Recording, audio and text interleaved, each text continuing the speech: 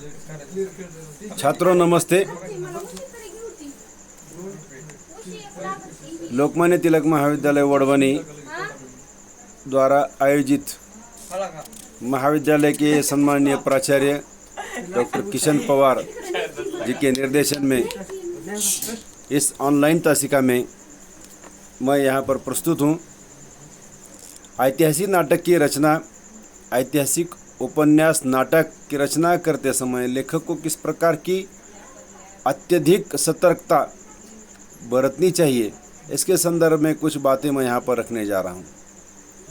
हिंदी नाट्यशास्त्र में, हिंदी नाटक में राम कुमार वर्मा एक विख्यात नाटककार हैं और ऐतिहासिक नाटककार की परंपरा के एक सुप्रसिद्ध रचनाकार हैं। तो इस रचना में जयशंकर प्रसाद मूलतः इसके उद्गाता माने जाते हैं। भारतेंदु हरिश्चंद्र की परंपरा में से चलते हुए यह नाटक की परंपरा प्रायः ऐसे नाटक तो ऐतिहासिकता की हत्या होती है और या उसमें प्रसाद के कुछ नाटकों की भांति इतिहास की इतनी अधिक प्रधानता हो जाती है कि नाटकीय तो उभर ही नहीं पाता। विदेशी ऐतिहासिक नाटकों में अनेक रचनाकार हैं, उनकी अनेक प्रचुर संख्या में रचनाएं उपलब्ध हैं। उसमें मार्लो है, शेक्सपियर है, ड्राइडन है, शाह है आदि नाटककार हैं। इनके साथ श्रेष्ठ ऐतिहासिक नाटक उन्होंने लिखे हैं। मार्लो के नाटकों में ऐतिहासिक तथ्यों की प्रधानता है। शेक्सपियर के नाटकों में यथार्थ तथ्यों में मनमाना परिवर्तन किया गया है, किंतु नाट्यकला की यह दृष्टि से उनके नाटक श्रेष्ठ हैं। हिंदी साहित्य में श्रेष्ठ ऐतिहासिक नाटकों की कमी है। हिंदी नाटक के जन्मदाता भारतेंदु हरिश्चंद्र माने जाते हैं और नील देवी यह उनकी पहली रचना, ऐतिहासिक रचना मानी जाती है। नाटककारों का ध्यान इस रचना की ओर लिए जाने वाली यह प्रमुख रचना मानी जाती है। भारतेंदु हरिश्चंद्र ने हिंदी नाट्य साहित्य को एक नया जीवन प्रदान किया। नाटक के प्राण को रंगमंच का शरीर उन्होंने प्रदान किया। रंगमंच पर ऐसे नाटक का अभिनय का आयोजन किया गया जिनसे भारतीय जनता अपने अतीत को पहचान कर अधोन्मुख दशा को सुधारने का यत्न करें। इसलिए उनके सम नाटककारों में ऐतिहासिक नाटकों की रचना भी की। राधा कृष्णदास के नाटक, दो नाटक हैं। पद्मावती नाम का एक नाटक है सन 1882 में तथा महाराणा प्रताप नाम का नाटक है 1897 में। इनमें उन चरित्रों का विवेचन किया गया है। रानी पद्मावती की कहानी इसमें दर्शाई गई है और महाराणा प्रताप जो सम्राट हुआ करते थे उनकी भी रचना, उनकी वीरता, शूरवीरता की कहानी इसमें दी गई है। ये नाटक रंगमंच पर कई बार खेले गए हैं और इसके प्रभाव से भारतीय जनमानस प्रभावित हो गया है। विश्व के अन्य ऐतिहासिक नाटककार थे काशीनाथ खत्री। इनकी 3 मनोहर ऐतिहासिक रूपक ये नाटक हैं। वैकुंठनाथ दुग्गल हैं, इनका श्रीहर्ष नामक रचना है इनकी। श्रीनिवास नाम के नाटककार हैं। भारतेंदु की मृत्यु के उपरांत ऐतिहासिक नाटकों की परंपरा चलती रही। राधाचरण गोस्वामी कृत अमर सिंह राठौड़ सन 1895 की रचना है। बलदेव प्रसाद मिश्र की मीराबाई, भारतेंदु के समकालीन लेखकों की रचनाएं जो हैं उनकी मृत्यु के बाद ही प्रकाशित हो गई। भारतेंदु युग में रचित नाटकों पर पाश्चात्य नाट्यशैली का भी प्रभाव है। भारतेंदु जी के नाट्यादर्श के संबंध में अपने जो विचार नाटक शीर्षक निबंध में व्यक्त किए गए उनमें अधिकांश नाटककार सहमत थे, किंतु इन नाटकों में पारसी थियोट्रिकल कंपनियों का भी बड़ा प्रभाव है, क्योंकि जो रंगमंच इन लेखकों की कल्पना में था वह पारसी थियोट्रिकल कंपनियों का जैसा रहा करता था और पारसी जो नाटक कंपनियां थी वह अभिनय और रंगमंच की दृष्टि से उत्कृष्ट मानी जाती थी। प्रसाद के पूर्व हिंदी नाटककारों में बद्रीनाथ भट्ट का नाम उल्लेखनीय है। उनकी रचना है चंद्रगुप्त और यह नाटक अनेक बार रंगमंच पर अवतरित हुआ। इसके बाद ऐतिहासिक नाटकों की पृष्ठभूमि में अपना बड़ा योगदान देने वाले जयशंकर प्रसाद हैं, जो छायावादी हिंदी साहित्य के श्रेष्ठ कवि भी माने जाते हैं। इनकी रचनाओं में अजातशत्रु है, चंद्रगुप्त है, स्कंदगुप्त है आदि रचनाएं हैं।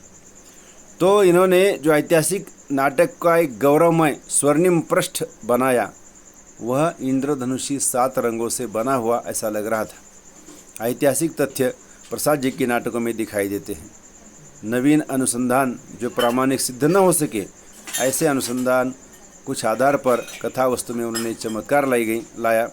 प्रसाद जी ने ऐतिहासिक घटनाओं को प्रधानता दी है। उनके साथ ही वे पात्रों का अंतर्द्वंद्व चित्रित करना चाहते हैं। इसी कारण उनके नाटकों में रंगमंच के उपयुक्त वातावरण का अभाव है। जयशंकर प्रसाद के नाटकों की भाषा प्रचुर मात्रा में संस्कृत रही है और जिसके लिए इन नाटकों का रसास्वादन करते समय संस्कृत भाषा का प्रचार प्रसार उन्होंने किया है। इन नाटकों में कल्पित पात्र दिए गए हैं जिसमें कहीं कहीं अस्वाभाविकता भी आ जाती है। अन्य समय का ध्यान उन्होंने नहीं रखा है और परिवेश के साथ देश काल वातावरण के साथ जयशंकर प्रसाद के नाटक कुछ अपनी अलग भूमिका रखते हैं। इतिहास के मोह ने उनके नाटकों को रंगमंच के अनुपयुक्त बना दिया। अन्य ऐतिहासिक नाटककारों में श्री चतुरसेन शास्त्री है, जगन्नाथ प्रसाद है, वृंदावन लाल वर्मा है, सेठ गोविंद दास है, उदय शंकर भट्ट, हरिकृष्ण प्रेमी आदि प्रमुख रचनाकार हैं। तो रामकुमार वर्मा हिंदी साहित्य के ऐतिहासिक नाटककार माने जाते हैं। हिंदी साहित्य को विभिन्न श्रेणी में विभिन्न रचनाओं में प्रस्तुत करने वाले एक श्रेष्ठ रचनाकार भी माने जाते हैं। विजय पर्व उनकी रचना यह प्रथम वर्ष कक्षा के लिए ऐच्छिक हिंदी में प्रश्न पत्र 2 के रूप में प्रस्तुत है। विजय पर्व सम्राट अशोक के जीवन पर लिखा गया एक नाटक है। वे उनके अनेक व्यक्तित्व और सच्चे रूप को प्रस्तुत करता है। यह रचना उसमें बड़ी प्रभावशाली लग रही है। इतिहासकारों ने जो भी सम्राट अशोक के आरंभिक जीवन का जो अपेक्षित कालखंड था उसका विवेचन इस नाटक में किया गया है। ऐसे महान व्यक्ति की उपेक्षा से मुझे शुभ हुआ है और मैंने अशोक की शिलालेखों का अध्ययन करके सम्राट अशोक के व्यक्तित्व के संबंध में अपना मत निश्चित किया। अशोक की क्रूरता का जो अतिरंजित चित्र बौद्ध गाथाओं में मिलता है उसे सत्य मानना उचित नहीं है, ऐसा रामकुमार जी वर्मा का यह विधान है। यदि सम्राट अशोक के जीवन का पूर्वार्ध और उत्तरार्ध 2 अंशों में रखा जाए तो कलिंग विजय ही एक ऐसी घटना है जिसने सम्राट अशोक के जीवन की दिशा ही बदल दी है। जीवन का परिवर्तन, जीवन का मोड़ बदलने वाली यह घटना है।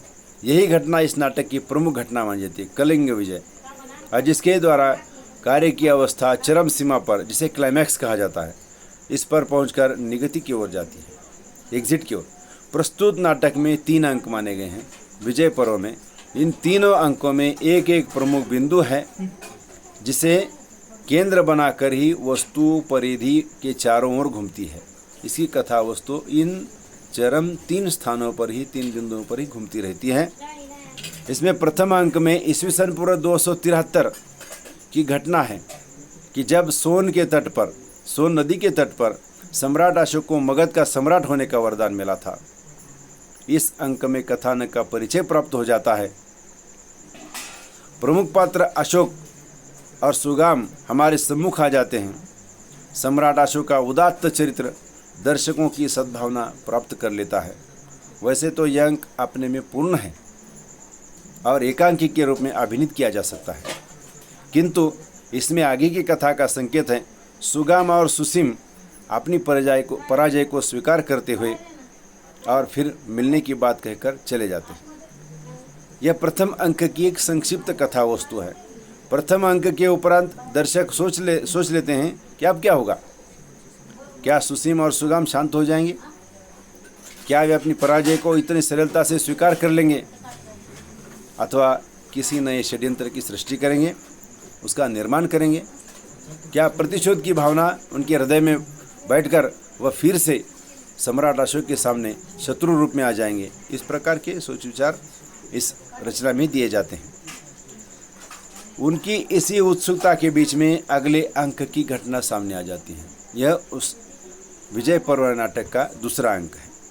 इसमें महादेवी और संघमित्रा तलवारों की आरती करती हैं, जो क्षत्रियों के साधन हैं। अपनी धर्म रक्षा के लिए, अपने स्वराज रक्षा के लिए, अपने साम्राज्य विस्तार के लिए जो साधन तलवारों के रूप में उस समय प्रचलित था, उनके वार्तालाप से कुछ देर के लिए दर्शक कुछ शांति का अनुभव करते हैं, मतलब रिलीफ होना मानते हैं। तभी भयानक विद्रोह की सूचना के लिए महेंद्र प्रवेश कर देता है और कुतूहल की शांति नहीं होती। दर्शक सोचते हैं कि सुगाम का यह षड्यंत्र सफल होगा और सम्राट अशोक अपने महान व्यक्तित्व और शौर्य के साथ प्रवेश करते हैं। वह सभी घटनाओं से परिचित है। बुद्धिभद्र का आगमन होना पुनः शंका उत्पन्न करता है और दर्शक उज्जैनी के विद्रोह की वास्तविक स्थिति से परिचित होते हैं। सुगाम का पाटलिपुत्र में उपस्थित होना भी दर्शकों में उत्सुकता जागृत करता है। जब सुगाम बंदी बनाकर सम्राट अशोक के सम्मुख उपस्थित किए जाते हैं तो दर्शक यह जानने के लिए उत्सुक रहते हैं कि सम्राट अशोक सुगाम को क्या दंड देंगे। जब सम्राट अशोक इस बार उन्हें पुनः क्षमा करते हैं तो दर्शकों के हृदय में सम्राट अशोक के प्रति आदर की भावना का उदय होता है। इसके साथ ही द्वितीय अंक की कथा वस्तु यहाँ पर पूरी हो जाती है और इसके बाद द्वितीय अंक में ही कलिंग युद्ध की घोषणा हो जाती है और कथा सूत्र आगे बढ़ता जाता है। यहीं पर हम रुकते हैं। आने वाली ऑनलाइन तासिका में इसका अगला संक्षिप्त रूप आपके सामने प्रस्तुत करेंगे। धन्यवाद।